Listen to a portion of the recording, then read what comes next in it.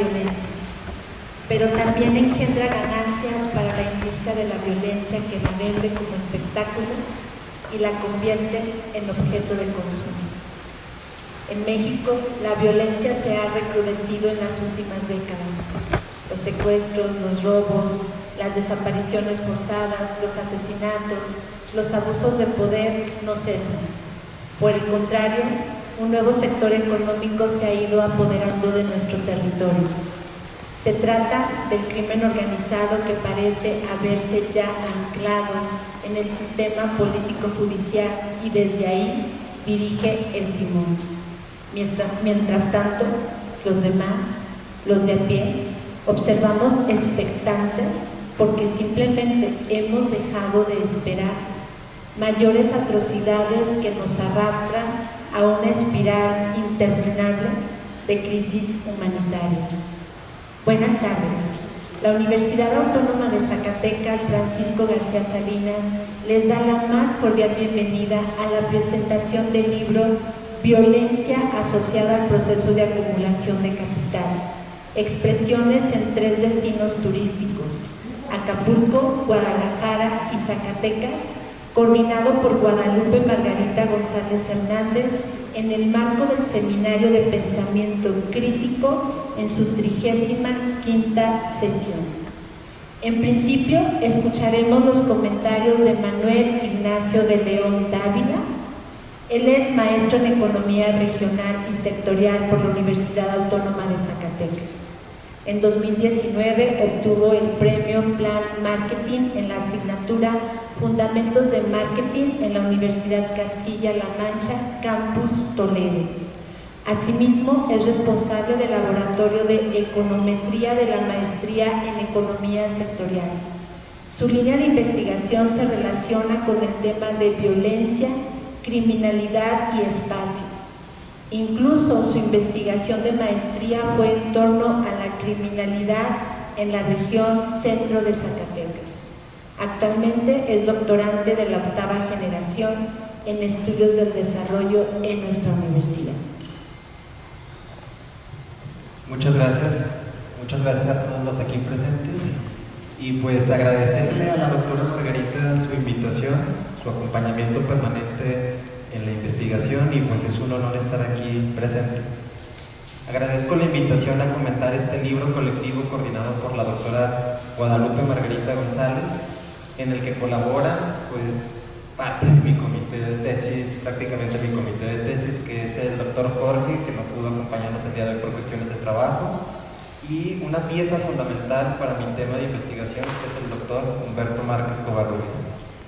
El libro sostiene que la violencia en los destinos turísticos mexicanos no puede entenderse solo como un problema de seguridad pública, sino como una expresión del proceso de acumulación de capital, donde el capital criminal se articula con actividades tanto lícitas como ilícitas.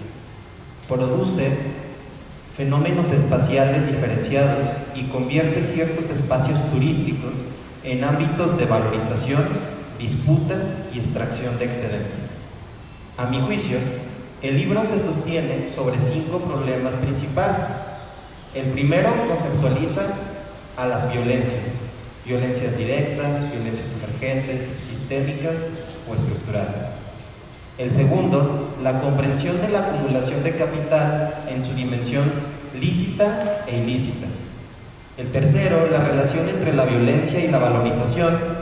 El cuarto, hace esa unión analítica entre el turismo como un espacio estratégico para la reproducción del capital criminal.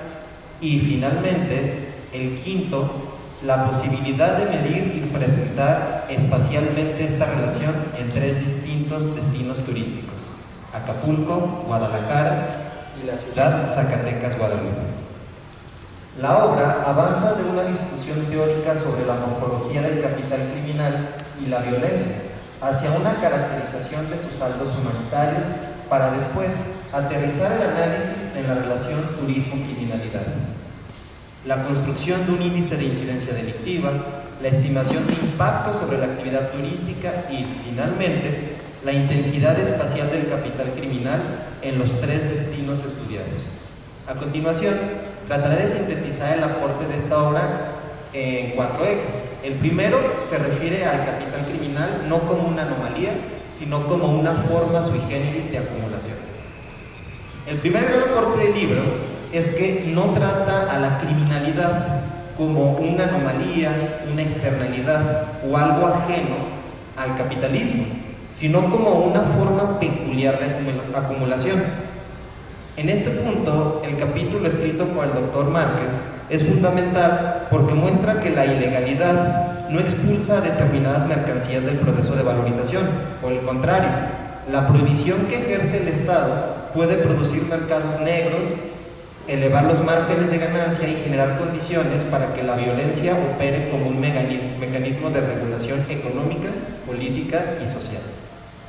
En el segundo capítulo, la doctora Margarita ayuda a profundizar esta línea al distinguir entre violencia emergente y violencia sistémica o estructural. Esta distinción es fundamental porque impide reducir la violencia a cuestiones de homicidios, enfrentamientos o criminalidad que puede ser visible por la población, sino que la coloca dentro de una historia más amplia que abarca el desarrollo histórico del sistema capitalista: despojo, desigualdad, precarización y la disputa por la generación de ganancias extraordinarias.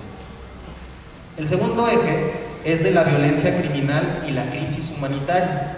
En el tercer capítulo tiene un peso distinto dentro de este libro porque desplaza la discusión hacia la morfología del capital criminal y los saldos humanos que ha dejado esta guerra o conflicto interno no reconocido. La violencia ya no aparece solo como un mecanismo de valorización, sino como una devastación social. Y, citando directamente al doctor Márquez, México, al ser una potencia económica criminal, vive una guerra interna entre grupos criminales, el Estado y la sociedad civil, donde la frase liberal de dejar hacer, dejar pasar, cobra un nuevo sentido lacerante y perverso, el cual puede traducirse en dejar matar, dejar morir. Sin embargo, una pregunta que se desprende de este capítulo es ¿hasta qué punto la categoría de conflicto armado interno permite explicar la totalidad de la violencia mexicana? O si convendría diferenciarla más claramente entre distintas tipologías, como guerra criminal, violencia estatal, violencia paraestatal, violencia empresarial, violencia comunitaria, entre otras. No toda violencia tiene la misma racionalidad ni el mismo agente productor. El tercer eje es el que ya empieza a enlazar la actividad turística, la rentabilidad criminal y esa frontera que cada vez se diluye entre las actividades lícitas e ilícitas. Aquí entra el aporte de mi estimado doctor Jorge, que consiste en mostrar que el turismo no es solo víctima de la violencia, sino también un espacio sumamente rentable donde pueden articularse el consumo de mercancías ilícitas, lavado de dinero, control territorial y cooptación de fuerza de trabajo precarizada. Esto es relevante porque rompe con una mirada convencional, la cual vincula la violencia simplemente como una afectación al turismo. Aquí el doctor Jorge propone algo más retador. En determinados contextos el turismo puede ser simultáneamente afectado por la violencia y funcional al mismo tiempo, con formas de acumulación criminal. Por otra parte, algo que ayuda a explicar lo anterior es que la rentabilidad de ciertas mercancías ilícitas, como las drogas, puede explicarse, entre otros factores, por su valor de uso, es decir, por representar una demanda relativamente inelástica que, ante la adicción y dependencia que genera su consumo, hace a los consumidores cautivos de estas mercancías, incluso aunque sus precios puedan llegar a alcanzar cantidades exorbitantes. El cuarto y último eje en el cual podríamos abordar la discusión que se va entreverando a través de este libro es la medición, la modelización y el análisis espacial del capital criminal. En este eje entran los aportes del capítulo 5, 6 y 7 elaborados por la doctora Margarita González. Y debo mencionar que realmente estos capítulos los leí con demasiado agrado debido a que conecta con mi formación y gusto por la econometría y el análisis espacial. Uno de los aportes metodológicos más relevantes del libro aparece en el capítulo 5, donde se construye un índice de incidencia delictiva mediante análisis de componentes principales. Esto es algo relevante porque intenta traducir una categoría analítica compleja como la es el capital criminal a través de un indicador sintético que logre incrementar la variabilidad del fenómeno pero con un solo número. En lugar de estar analizando distintas categorías de delitos, podemos sintetizarlas en un solo número que nos ayude a analizar su comportamiento en el espacio y su comportamiento en el tiempo. Sin embargo, desde una perspectiva metodológica, tal vez hubiera sido útil explicitar el por qué se utiliza para la construcción de las tasas por delitos el denominador de la población de 18 años y más. Trato de entenderlo en el sentido de que pues, es la población que puede ser más factible de ser cooptada por las corporaciones delictivas transnacionales. No obstante, el fenómeno criminal se ha visto en los últimos años pues, que busca cada vez a jóvenes, ¿no? Jóvenes de entre 12, 15 años de edad. Probablemente el haber incrementado esa población hubiera dado resultados distintos. El capítulo 6 tiene el mérito de no quedarse solo con la afirmación general de que la violencia afecta al turismo, sino que busca medir esa relación mediante series históricas de 3 variables principales. La primera, los flujos turísticos, es decir, los visitantes que fueron a los 3 destinos, a Acapulco, al área metropolitana de Guadalajara y a la zona conurbada Zacatecas-Guadalupe, variable 1. Variable 2, la derrama económica que dejaron dichos visitantes. Y por último, una gama de distintos delitos asociados al capital criminal, como los homicidios dolosos, la extorsión, el lavado de dinero, el cobro de pisos, secuestros, etc. El hallazgo más interesante, a mi parecer, es que la violencia no necesariamente destruye de manera directa la economía turística, sino que puede coexistir con ella o incluso reorganizar sus condiciones de funcionamiento.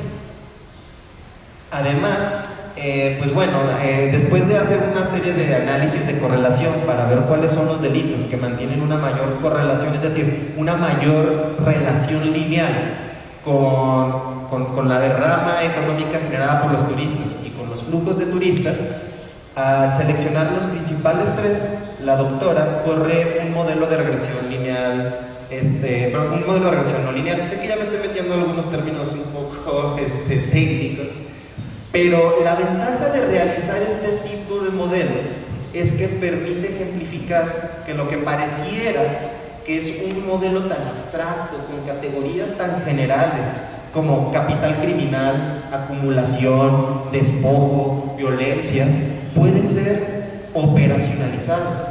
Y al ser operacionalizado, es factible de encontrar datos, esos datos, traducirlos en variables y esas variables analizarlas para poder entregar resultados, no solamente quedarnos con la discusión, la argumentación, un discurso que esté bonitamente escrito, sino que lo estás demostrando, lo que pues hace que esta teoría se vea su utilidad práctica.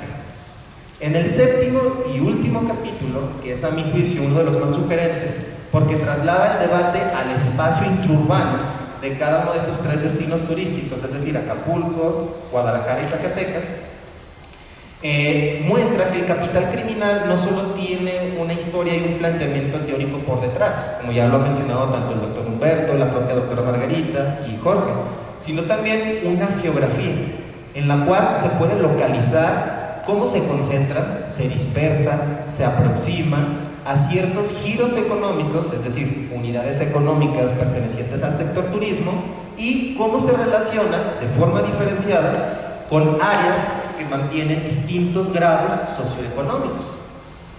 No obstante, aquí conviene distinguir entre relación espacial e inferencia causal. ¿A qué me refiero con esto?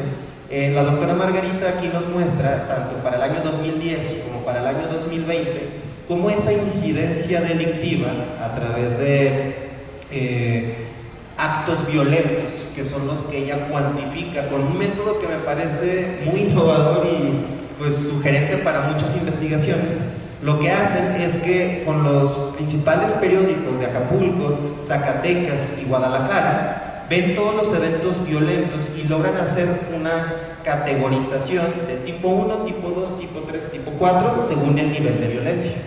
Una vez que logran hacer esa categorización de actos violentos, lo correlacionan espacialmente con el grado socioeconómico de la población y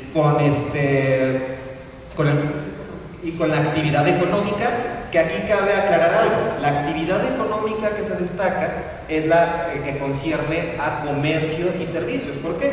Porque es una de las actividades más relacionadas con el sector turístico. Aunque aquí tal vez, si se hubiera tejido un poco más fino, podríamos haber agarrado la propuesta que hace el INEGI a través de las cuentas satélites del sistema de cuentas nacionales, donde hace una caracterización de qué sectores del CIAN, Sistema de América del Norte, son los que se pueden aproximar al turismo. Si mal no recuerdo, son como una gama de 9 sectores, y a partir de esos se pudo haber seleccionado las unidades económicas de esos sectores y ver el efecto diferenciado, ¿verdad? Porque tal vez no tiene el mismo efecto en la hostelería, en los restaurantes, que en las discotecas o que en centros de recreación, etcétera, etcétera, ¿verdad? No obstante, lo que sí logra este capítulo es destacar la espacialidad del fenómeno criminal y cómo tanto el crimen logra reconfigurar al espacio, como el mismo espacio y sus características logran reconfigurar las relaciones sociales que están detrás de este vínculo de violencia-acumulación. Ahora, respecto a los aportes del libro, yo podría mencionar que tiene 3 principales. El aporte teórico, innegable. El libro contribuye a pensar el capital criminal como una forma sui generis peculiar de acumulación, no como un residuo, dirían los ortodoxos, una externalidad, una desviación o una anomalía. Es decir, es una parte funcional que reproduce la forma de acumulación capitalista en todas sus actividades. El segundo aporte, diría yo, es el empírico comparativo. Al tratar de seleccionar actividades turísticas en 3 destinos diferentes que comparten vocaciones productivas diferentes, Acapulco, un destino de playa, en el cual pues, son actividades de recreación, de ocio, de descanso; Guadalajara, un destino en el cual son actividades empresariales, de bienes raíces, industriales; y Zacatecas, un destino cultural y de entretenimiento. Ayuda a hacer esta comparativa y, como ya lo dije con anterioridad, superar esa generalidad que a veces parece que la teoría nos plantea. Pero diría un profesor que tenía la licenciatura, no hay nada más práctico que una buena teoría. Y finalmente, la tercer aporte que yo considero, pues es el metodológico para el análisis estadístico espacial. Este libro muestra que categorías críticas como capital criminal, violencia sistémica, acumulación, no tienen que quedarse en el plano abstracto, sino que se pueden operacionalizar mediante los indicadores que la doctora Margarita construye, generar índices, modelos estadísticos y análisis espacial. Finalmente, a forma de cierre, me gustaría plantear una pregunta que desde el inicio de mi relación con esta línea de investigación me ha costado responder, y que creo que con este libro pues me ha quedado un poco más clara, pero me gustaría que los autores, si tienen tiempo, me puedan ayudar a responderla. ¿Cuál es la diferencia entre crimen y delito? Considerando que el propio sistema capitalista es un crimen por sí mismo, sin embargo no está catalogado como tal. Entonces, ¿ustedes qué consideran que pudiera ser esta diferencia? Muchas gracias y enhorabuena por este libro, que representa un aporte genial para todos los que nos dedicamos al análisis de la violencia, el espacio y el crimen. Gracias.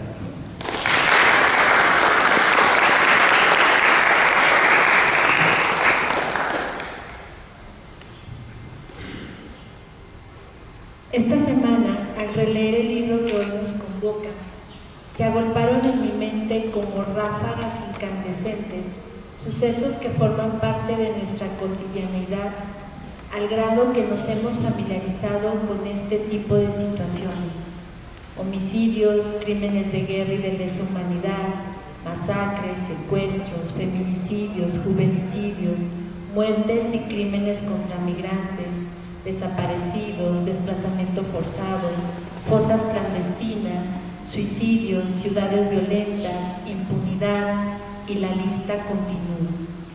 Seguí hurgando en busca de alternativas, salidas, y los 8 capítulos me condujeron a la misma respuesta.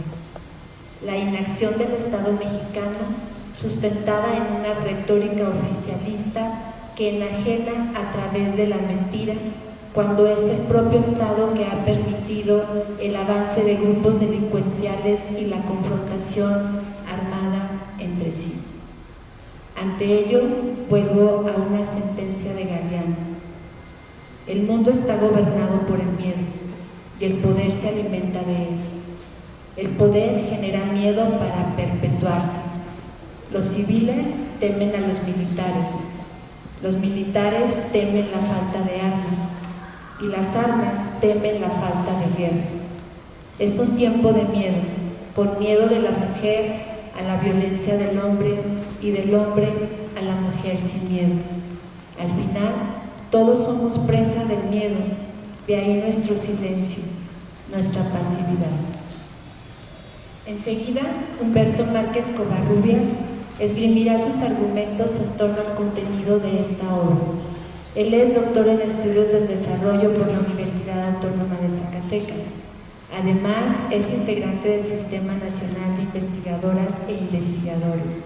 Sus estudios se enfocan en diversos tópicos: economía política del desarrollo, crisis civilizatoria del capitalismo, transformaciones del mundo del trabajo, dimensión política del desarrollo, cultura y procesos de desarrollo, y universidad pública como agente del desarrollo.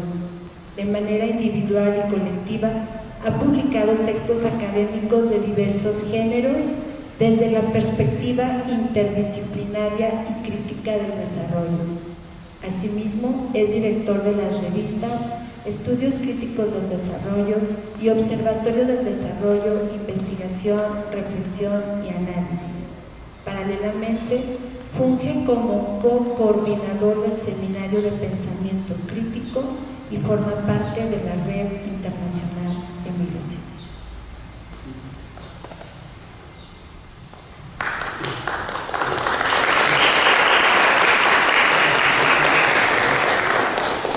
Gracias, Georgia. Buenas tardes por acompañarnos en esta tarde lluviosa de difícil acceso al centro. Intentaré en esta ocasión ensayar 11 tesis controversiales o el mito sobre la cuestión criminal en México, en contravención a la retórica oficial y aparte de su resonancia mediática. Pretendo hacer un puente entre los dos capítulos que me correspondió redactar en este libro y eventualmente nuevas vías de investigación. Y también agradezco los comentarios de Manuel, que me parece que han captado la esencia de los textos y me parece que también me ayuda a reflexionar sobre las investigaciones futuras. La primera, bueno, y para esto busco que las tesis, si bien son preliminares, tengan un sustento conceptual, teórico y empírico. Es un desafío que todavía no se va a cristalizar. Es un trabajo en ciernes. La primera tesis es que México funge como una potencia económica criminal. Es decir, México no es una potencia mundial en el sentido económico, político y militar del término con los que usualmente se les designa. No somos un centro industrial boyante, ni tenemos unas fuerzas militares que resguarden la nación frente a posibles embates de potencias extranjeras. Pero en cambio tenemos un espacio criminal, como lo mencionaba Manuel, que opera como una especie de nodo central de comando para el capital ilícito transnacional. Este espacio gravitacional funciona como una especie de hub logístico global que integra de manera eficiente la producción de un enorme entramado de laboratorios, el transporte multimodal que le acompaña y la exportación de una multiplicidad de mercancías ilícitas. Un dato aproximado de la envergadura de esta capital criminal se tasa en el sentido de que el valor de las exportaciones de las mercancías ilícitas generan ingresos estimados entre el margen es muy amplio porque las estadísticas por supuesto no son oficiales, son estimaciones, entre 25.000 y 40.000 millones de dólares anuales según algunas fuentes internacionales. Es decir, las que pudiéramos designar como los narcodólares se han posicionado como una de las principales fuentes de divisas para la economía mexicana, la tercera o la cuarta según algunas estimaciones. La tesis 2 ubica el problema de que México está bajo el paraguas de la égida imperial y bajo esa tesitura es que se gestiona la política interna de la trama ilegal. Es decir, la política de seguridad mexicana ha estado desde décadas atrás supeditada a los intereses geopolíticos de Estados Unidos, y esto no es una novedad. País que determina o sobredetermina de forma unilateral las fronteras de lo que se puede concebir como lo legal y lo ilegal, y en tal sentido también lo que es delictivo y lo que es criminal, y sus configuraciones de capitales que la acompañan. Desde este entramado geopolítico e imperialista la agenda prohibicionista que de ella emana condiciona en buena medida los postulados o principios de los tratados comerciales y de los tratados de seguridad que siempre los acompañan, y se utiliza a la lucha contra las drogas como un dispositivo o como un mecanismo permanente de presión e intervención política sobre México.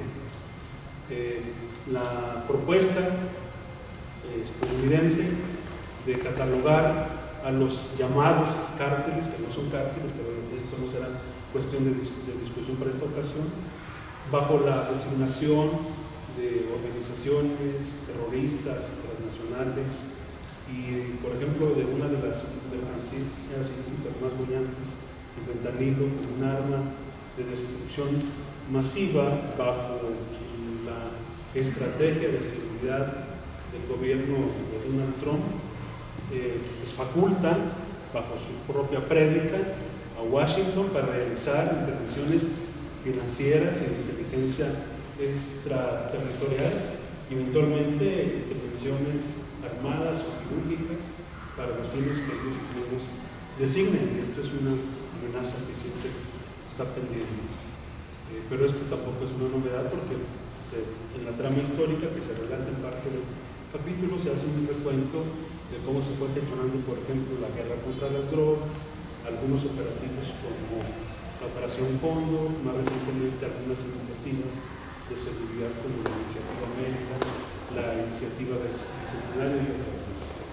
La tercera tesis es que el ámbito de lo estatal está impregnado en buena medida por la ilegalidad y su trama de política informal sustenta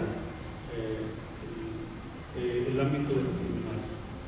El Estado mexicano no ha sido ajeno al crimen, como lo planteaba Manuel en su pregunta, sino que opera o ha operado como una entidad impregnada de ilegalidad, y esto es una trama histórica que también se denuncia en los capítulos. Se manifiesta en la corrupción de lo que designamos en términos sociológicos como una lumpenburguesía política y empresarial. Tiene dos grandes brazos, cuyo margen operativo se devela por el hecho de que, por ejemplo, de manera recurrente desvían fondos y ejecutan operaciones de lavado de dinero. Asimismo, se identifican claramente que hay agentes estatales y símbolos de los 3 niveles de gobierno que ponen en funciones las infraestructuras públicas al servicio y protección de los agentes ilegalizados, para no decir en esta ocasión cárteles, células. La cifra negra de impunidad en México es muy desbordante, y esto se acompaña también con el colapso de todo, prácticamente del conjunto del sistema penal mexicano, donde afloran delitos tales como la corrupción y la complicidad oficial, que presentan, según algunos estadísticas oficiales, incluso de INEGI, niveles de impunidad superiores al 98%. Es apabullante. La tesis cuarta se refiere al tema escabroso de la narcopolítica y la reconfiguración de la soberanía criminal. La fusión del sistema de partidos y la delincuencia organizada desplaza la soberanía constitucional en favor de la configuración de una soberanía criminal. El dinero ilícito financia campañas, el discurso populista diluye la responsabilidad penal, y las asociaciones ilegales, por denominarlas de alguna manera, actúan como gobiernos de facto en funciones que imponen su propia ley y cobran sus propios impuestos a través de mecanismos como la extorsión. El incremento de la violencia político-electoral subnacional se refleja entonces en fenómenos tales como el asesinato, el secuestro de docenas de candidatos locales, sobre todo, según han testimoniado distintas organizaciones civiles, reporteros de investigación. Además, a ello podemos agregar el fenómeno del cobro de piso, que sobre todo en los enclaves delictivos más álgidos, pues llega a cubrir alrededor del 70% de las actividades comerciales y empresariales de esas demarcaciones. Entonces hay una conjunción entre lo político, lo económico y lo criminal. La tesis 5 se refiere a parte de la categorización que está planteada en uno de los capítulos, es decir, el capital criminal como un capital subgéneris que funge bajo estas premisas como el eje de la rentabilidad y de la expansión económica, o en términos académicos de la acumulación de capital. Es decir, el capital criminal extrae una ganancia extraordinaria, llamémosle una renta criminal, debido a que opera en torno a un sistema de precios artificiales, es decir, un sistema de sobreprecios irracionales, precios inflados. Estamos hablando de una variedad muy amplia de mercancías ilícitas derivadas precisamente de las políticas prohibicionistas que relatamos en las primeras elaboraciones de las tesis. Pero esto es funcional para la acumulación del capital criminal porque se refleja en la consecución de altas tasas de retorno que son muy superiores a las que se registran en el mercado formal, es decir, en los capitales normales, que eran entre comillas. Digo entre comillas porque muchos de los capitales normales también están articulados a los flujos de dineros ilícitos. Pero lejos de ser una economía aislada, se ha intercalado en los sectores formales más dinámicos de la economía. Los flujos financieros ilícitos inyectados y blanqueados directamente en la economía formal mexicana equivalen, según también algunas estimaciones, y siempre hay que tomarlas con todas las precauciones del caso, a un rango de entre 2 y 5% del PIB nacional de forma anualizada. Inclusive hay quienes dicen que es un poco más. pero esta es entonces la preponderancia que ha tomado o cobrado el capital criminal. La tesis 6, este fenómeno ha hecho metástasis social y también se ha inoculado entre el tejido social, generando sus propias bases sociales de apoyo. Es decir, el tejido social, el tejido comunitario, sufre una descomposición sistémica al subordinarse a esta trama de la acumulación ilícita. Se genera entonces una especie de polarización entre la que designábamos como lumpen burguesía criminal y la gestación de un lumpen proletariado. Son términos extraídos de la sociología y de la economía política que pudieran ser un poco extraños quizá para algunos de ustedes, pero que dan cuenta de cómo el capital criminal gesta su propia mano de obra o su propia fuerza de trabajo, es decir, una mano de obra que es reclutada de manera aspiracional o de manera forzada.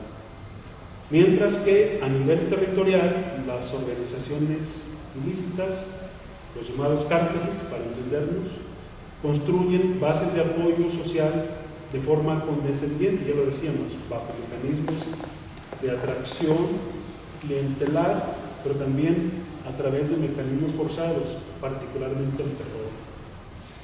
El crimen organizado se ha consolidado como uno de los principales sectores laborales en el país. Anteriormente, en la economía política advertíamos que existían 3 válvulas de escape. Uno era la migración laboral, otra era la economía informal y otra eran algunas actividades ilícitas, pero ahora las actividades ilícitas se han desbordado y se han entreverado bajo estas formas de metástasis que están preñando todas las actividades y sectores.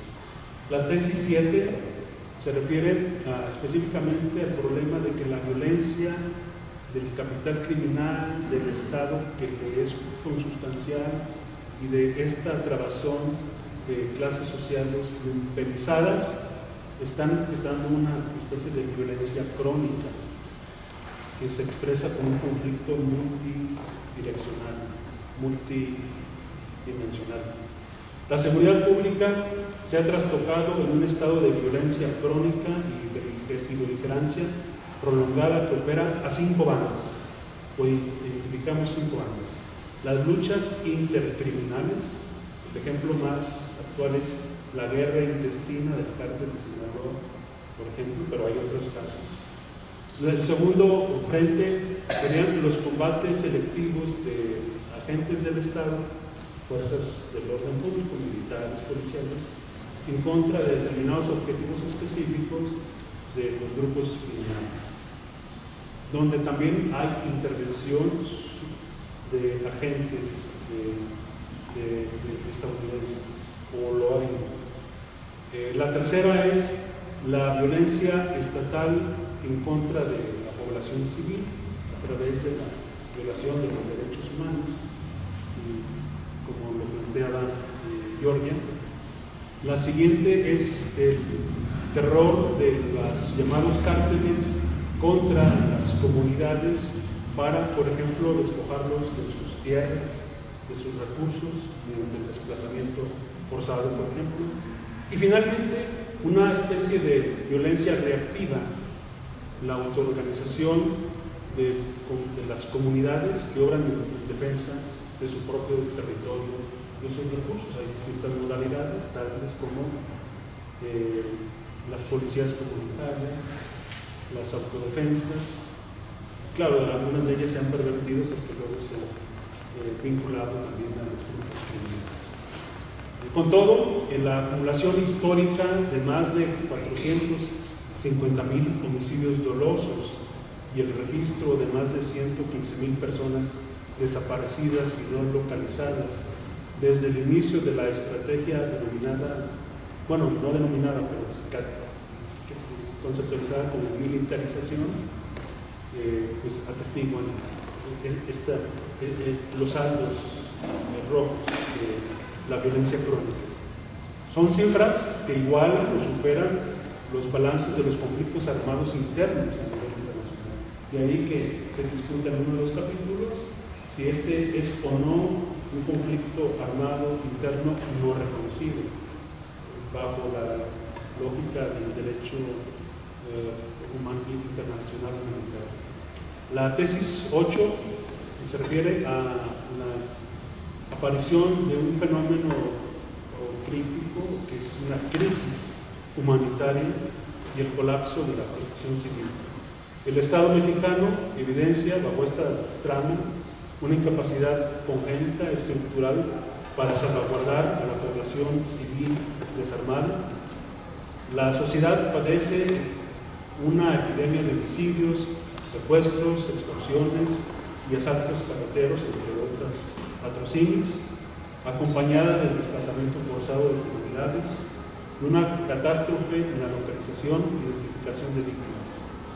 Por ejemplo, la existencia de una crisis forense histórica con más de 52,000 cuerpos y restos humanos sin identificar, acumulados en las morgues y fosas comunes del Estado, a la par del hallazgo de más de 50,000 fosas clandestinas en el territorio nacional, son tan solo de esta crisis humanitaria que tiene muchas otras aristas.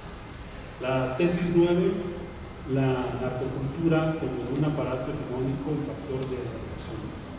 La narcocultura opera como un aparato ideológico que ejerce funciones de apología del delito y del crimen, que normaliza la estética y la cultura criminal mediante ahora un aparato más complejo, el capital digital, las redes sociales, pero también la música, el uso de las pantallas, ¿sí?, que son los dispositivos de comunicación de hiperconectividad de la sociedad de nuestros días, pero bajo la tónica criminal actúa como un mecanismo de propaganda y peligrosamente de reclutamiento para jóvenes ante la falta de movilidad social lícita, cobijada por la impunidad de un discurso oficialista que encubre esa problemática.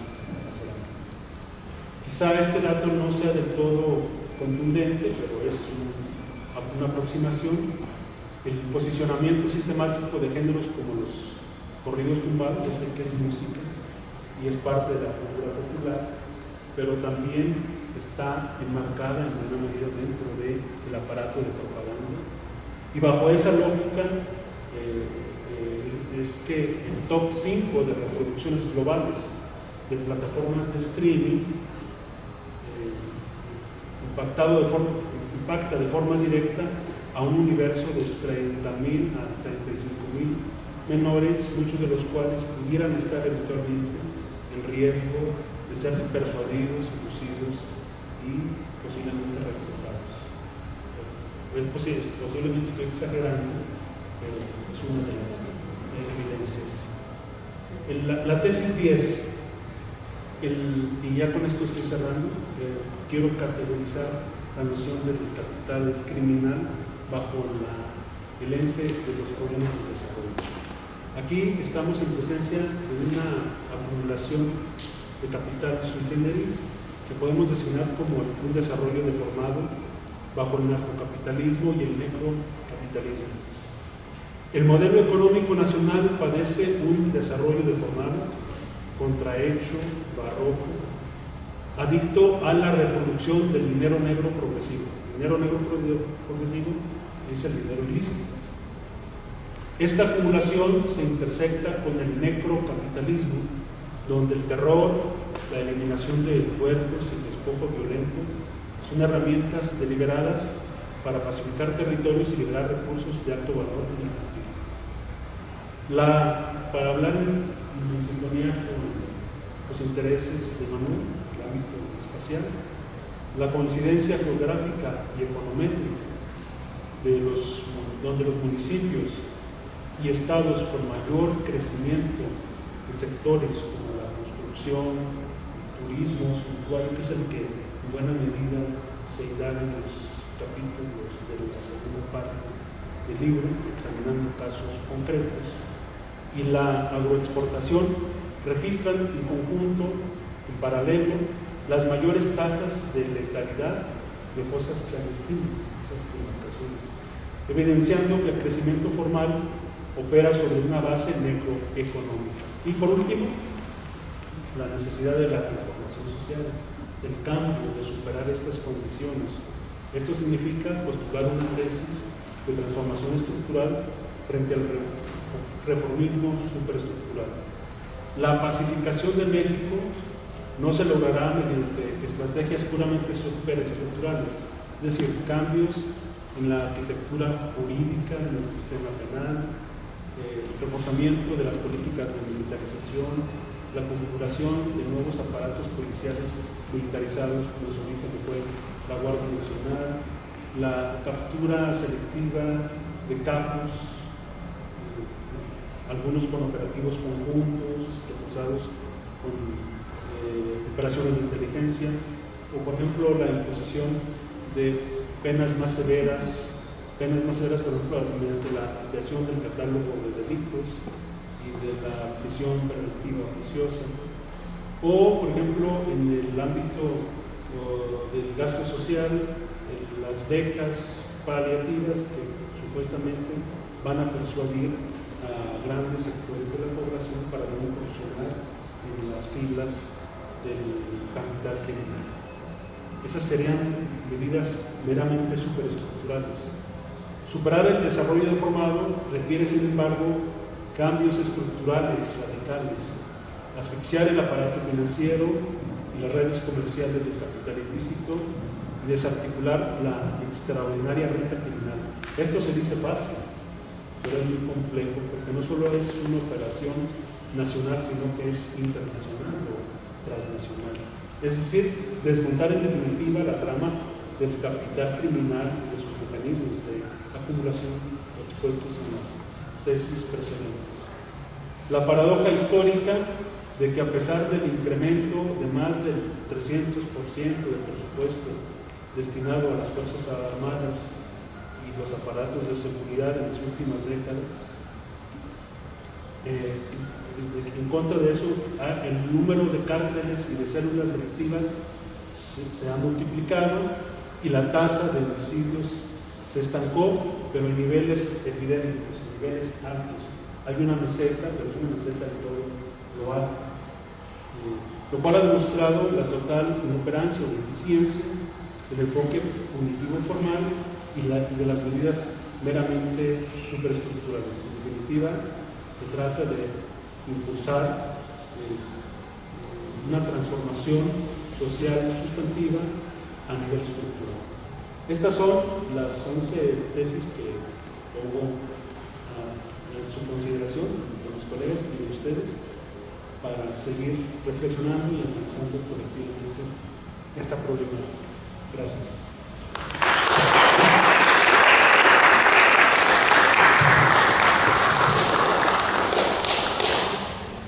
El paisaje mexicano se caracterizaba principalmente por su aridez, sus vastas llanuras, su miseria. Así lo describía Rulfo en sus cuentos. Hay pueblos que saben a desdicha. Se les conoce con sorber un poco de su aire viejo y entumido, pobre y flaco como todo lo viejo. Sin embargo, en el presente, aunado a esta desdicha, se adiciona la violencia, la cual irrumpe de manera avasallante, sin tiento, sin miramiento. En efecto, la modernidad trajo con sí un evidente desarrollo capitalista, pero también un proceso de desposesión, en particular a campesinos y artesanos. El objetivo principal, capitalizar sus tierras y recursos naturales y a la vez adueñarse de su mano de obra. Todo ello bajo una lógica de violencia sistémica que se ha ido perpetuando y exacerbando a través del tiempo. Esta obra analiza el caso de 3 contextos, 3 ciudades, 3 destinos turísticos donde la violencia parece no dar tregua, aunque la postura oficialista insista en lo contrario. Recupero un fragmento del libro. Según el Centro de Justicia para la Paz y el Desarrollo relativo a Jalisco, 1.238 usuarios privados tienen concesionados 280 kilómetros de litorales de un total de 341 kilómetros de costa que tiene este estado. El ejemplo más dramático se vive en el municipio de La Huerta, donde 33 de sus 36 playas están privatizadas. Finalmente, Guadalupe Margarita González Hernández, coordinadora de la presente obra, compartirá con nosotros algunos de sus comentarios. Ella es doctora en Ciencias Sociales por el Colegio de la Frontera Norte e integrada del Sistema Nacional de Investigadoras e Investigadores. Cabe mencionar que a partir del pensamiento crítico marxista analiza los procesos urbanos y regionales en el marco de las dinámicas globales del capital y el Estado. De igual manera, ha colaborado con colectivos y organizaciones ciudadanas afectadas por proyectos de cambio en el patrimonio cultural y fomento turístico en las ciudades. Sus aportes encausan a la visibilización de sus problemáticas. Además, las investigaciones que efectúa en torno a la desigual distribución del ingreso en el espacio estimulan debates públicos y procesos de gobernabilidad urbana en los 3 niveles de gobierno en México y en otras regiones latinoamericanas. Gracias, Georgia. Buenas tardes. Bueno, en primer lugar, agradecemos, pero en lo personal agradezco mucho su presencia. Este libro ha sido fruto de un montón de esfuerzos, no solamente por parte de los autores, en el caso de Jorge Vázquez, de Humberto y de su servidora, Humberto Márquez y su servidora, sino también atrás de eso hay un montón de trabajo editorial y un montón de trabajo académico, de colectivo e incluso de gestión, ¿no? Entonces, antes de comentar un poquito más lo del libro, me parece pertinente agradecer, en especial a mis colegas, a Humberto Márquez y a Jorge Vázquez, su colaboración. La verdad es que este libro no hubiese salido sin el trabajo y sobre todo el trabajo analítico, ¿no? Bueno, ya lo demostró Humberto en este momento, ¿no? El trabajo analítico de Humberto y de Jorge, ¿no? En primer lugar, otro agradecimiento es al equipo editorial, que la verdad es que hicieron un gran trabajo, no solamente en el diseño, sino en la corrección, en la limpieza del trabajo, ¿no? Comandado por la doctora Georgia Aralú González Pérez, que aquí la tenemos, ¿no? Pero hay que reconocer el trabajo de Selene Carrillo, que está aquí también, el trabajo de Jonathan, ¿no? Y el trabajo de Israel, ¿no? que no está, pero muchas gracias. La verdad es que, bueno, nos han apoyado en un montón de proyectos editoriales, pero bueno, este es el más reciente, ¿no?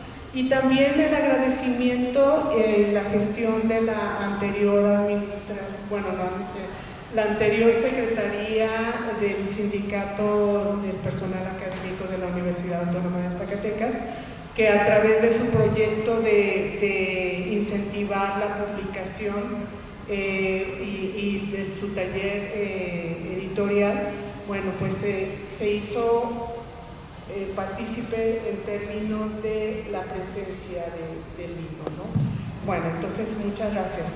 Bueno, no quería seguir avanzando sin agradecimiento.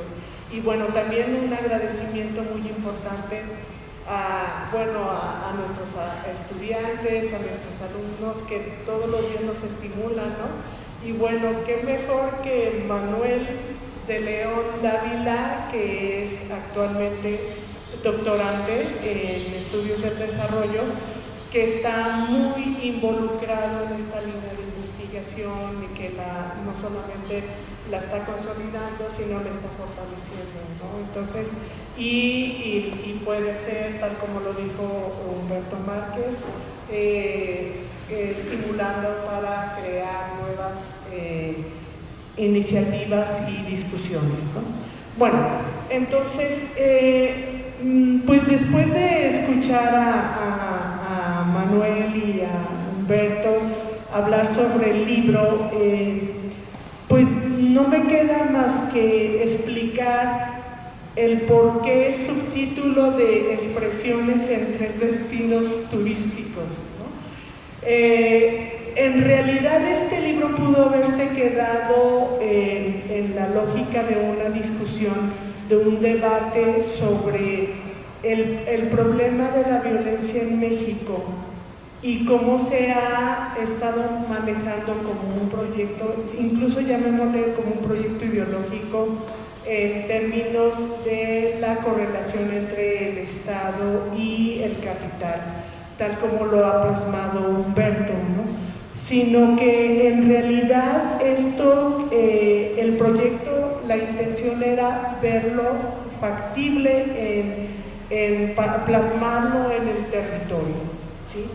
Y concretamente verlo en una área donde no es cuestionado o donde prácticamente se le ha cuestionado muy poco, ¿no? Que es en el área turística.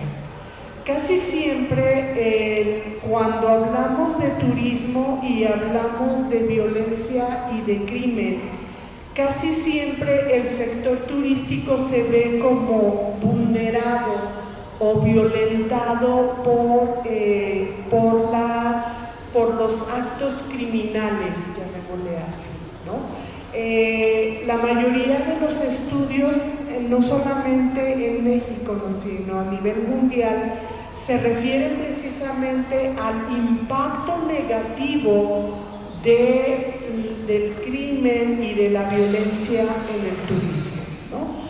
Entonces, una de las ideas refutantes es esa en el libro, ¿no? ¿Por qué? Porque si lo vemos desde la perspectiva de que la violencia está con una razón de acumulación de capital, el turismo no es un sector afectado, sino que, tal como lo mencionó Manuel y Humberto, en realidad es un espacio de inversión del capital criminal y es un área no solamente para blanquear las inversiones, ¿no?, sino para expandir sus áreas de inversión, ¿sí? En especial el sector turismo también permite que la violencia no solamente sea la expresión en términos de producción de drogas y de consumo de drogas, sino también es la diversificación de actividades hacia la extorsión, hacia la amenaza, hacia los fraudes, hacia la trata de blancas, hacia la trata de órganos, hacia la trata de personas, hacia la prostitución, incluso infantil, ¿sí? Entonces, bajo esta lógica, me es muy relevante mencionar por qué aquello de expresiones en 3 destinos turísticos. También es muy importante remarcar que el libro trata de incidir que las manifestaciones en estos 3 destinos turísticos son distintas. Y eso depende, lógicamente, del grado de desarrollo que tienen los 3 destinos, ¿sí? Entonces, la más compleja me parece que es la del desarrollo más avanzado, que tiene que ver con la zona metropolitana de Guadalajara, y la menos compleja en términos de la compatibilidad legal, ilegal, ilícito, lícito, podría considerarse Zacatecas debido precisamente al grado de desarrollo que tiene Zacatecas, ¿no? Entonces, esta es una de las razones por las cuales se planteó en términos de por qué en el turismo, ¿sí? Bueno, algo muy importante, y hay otras razones, pero no me voy a extender, ya es demasiado rollo, por lo menos de mi parte. El punto aquí es que este libro, fue financiado en términos de proyecto de investigación por el entonces Consejo Nacional de Ciencia y Tecnología a través de la convocatoria de Ciencia Básica 2019-2020 y fue financiado a través de un proyecto interinstitucional entre la Universidad Autónoma de Guerrero, la Universidad de Guadalajara y la Universidad Autónoma de Zacatecas, ¿no? Bueno, entonces este es uno de los productos que salieron a través de este proyecto, ¿no? Entonces, no me queda más que recalcar, ¿no? Las ideas y las tesis, las ideas que muy sistemáticamente logró identificar Manuel, lo cual por una parte, lo que respecta a mi trabajo, yo estaba escuchando a Manuel y decía, ¿en serio todo eso es todo lo que resaltó Manuel, ¿no? Entonces, gracias Manuel por haber identificado de manera sistemática todo lo que se hizo, pero además resaltar también fuertemente el aporte, el escrutimiento, llamémosle así, analítico que hizo Humberto respecto a lo que podríamos llamar como el capital criminal y el papel que cumple en la acumulación de capital, ¿no? Y en el caso de Jorge, ¿no? Hay que resaltar todo ese proceso investigativo que tuvo referente al papel que cumplió el capital criminal en cada uno de los destinos turísticos y cómo este capital criminal se ha estado inmiscuyendo en actividades cada vez más incluidas, llamémosle, en la internacionalización del capital en términos financieros, donde Jorge tuvo que ver mucho, ¿no? Entonces, bajo esta lógica, pues muchas gracias y esperamos que el libro sea de interés para ustedes, ¿no? Porque en este caso, este libro es solamente el inicio, ¿no? Llamémosle así, es una pequeña contribución a todo lo que es necesario investigar y discutir y debatir sobre el problema de la violencia en México. Gracias.